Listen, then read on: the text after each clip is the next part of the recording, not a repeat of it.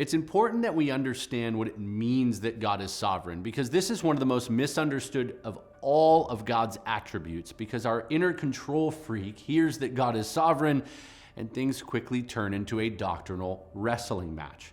But it doesn't have to be this way.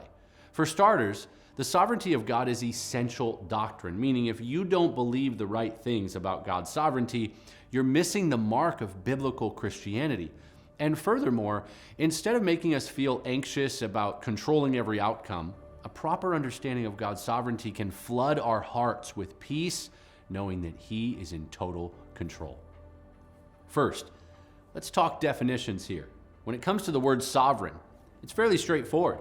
It means a supreme ruler or someone or something supreme, especially a monarch.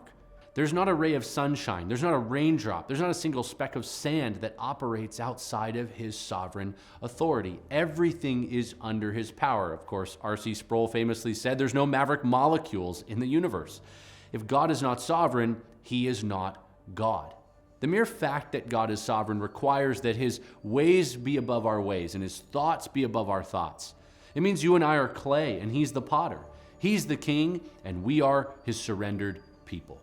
A.W. Pink defines it this way: the sovereignty of God may be defined as the exercise of His supremacy, being infinitely elevated above the highest creature. He's the Most High, Lord of heaven and earth, subject to none, influenced by none, absolutely independent. He finishes saying, God does as He pleases, only as He pleases. There are at least three things that every Christian should know and believe about the sovereignty of God. Number one, God is sovereign over all the earth.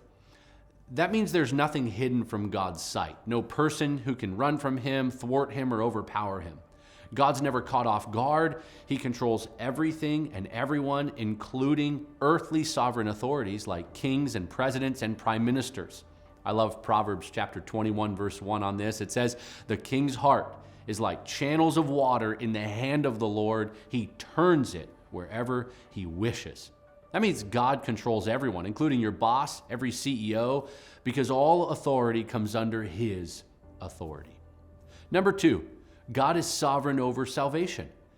That means no one chooses God first, He chooses them. God is then the sovereign initiator in salvation. He raises dead sinners to life, and then sinners respond to God in faith. We could say it this way: God is the great initiator in salvation. Man is the grateful responder.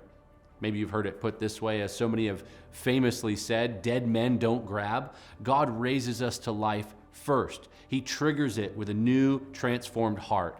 And then the dead sinner responds, God, I want to follow you now. Romans chapter 9, verses 15 to 18 tells us this: for He says to Moses, that's God, I will have mercy on whom I'll have mercy, and I'll have compassion on whom I have compassion. So then it does not depend on the man who wills or the man who runs, but on God who has mercy. For the scripture says to Pharaoh, for this very purpose I raised you up, to demonstrate my power in you, and that my name might be proclaimed throughout the whole earth. So then He has mercy on whom He desires, and He hardens whom He desires. This means that if you've been saved, it's because the sovereign hand of God has grabbed onto your life first. Number three, God can do whatever He wants. Psalm chapter 115, verses 1 to 3 is one of my favorite passages on sovereignty because it silences those who mock our God. It says, not to us, O Lord, not to us, but to your name give glory, because of your loving kindness and because of your truth. And then the psalmist says, why should the nations say, where now is their God?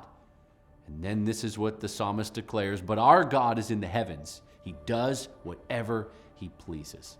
In the midst of cultural mayhem, in the face of mockery, friend, our God stands above it all. He does whatever He wants, whenever He wants, and deserves all glory, honor, and worship because He is sovereign over everything. Number four, God is in total control even when things seem out of control. There's going to be moments when this world is spinning in chaos or something bad happens and you and I may be tempted to think, how can God be sovereign? Things are going so poorly. This is when we rest in the words of Isaiah chapter 46, verses 8 to 10. And we remember that God is working even when it doesn't make sense to us. God says, remember this and be assured. Recall it to mind, you transgressors. Remember the former things long past, for I am God and there is no other. I am God and there's no one like me. And then here's the beautiful words. He says, declaring the end from the beginning and from ancient times, things which have not been done, saying, my purpose will be established, and I will accomplish all my good pleasure. This passage reminds us he knows the end from the beginning. He owns the ultimate plan, and he's not incapable of handling your situation today. The sovereignty of God is something that you may never fully understand because we can't fully comprehend God, but we can rest knowing that because he's sovereign, he's in total control.